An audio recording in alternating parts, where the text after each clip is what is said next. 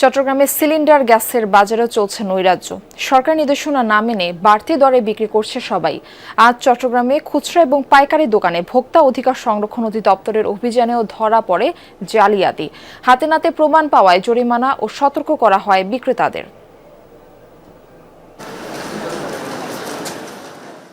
কল্পলোক আবাসিকে এই gas cylinder বিক্রির দোকানটিতে নির্ধারিত মূল্যের চেয়ে বেশি দামে বিক্রির প্রমাণ পায় ভোক্তা অধিকার সংরক্ষণ অধিদপ্তরের অভিযান টিম।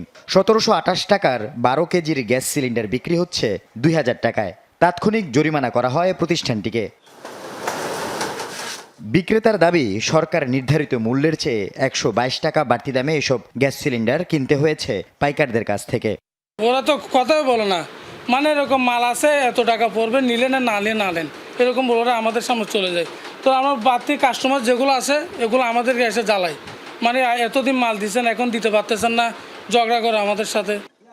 খুচরা দোকানদারদের কাছ থেকে পাওয়া তথ্যের ভিত্তিতে ডিলার পয়েন্টে যায় অভিযান টিম। সেখানেও প্রমাণ মেলে বাড়তি দামে বিক্রির। তবে পাইকারের দাবি, কোম্পানিগুলো মানছে না সরকার নির্ধারিত মূল্য।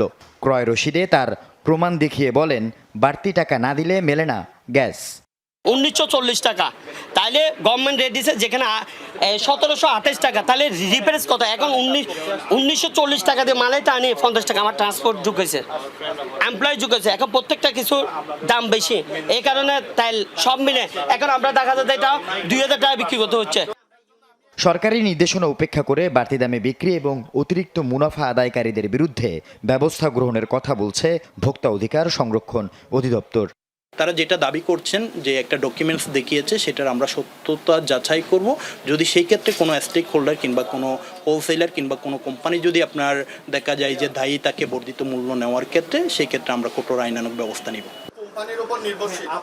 আল আমিন শিকদার, যমুনা নিউজ, চট্টগ্রাম।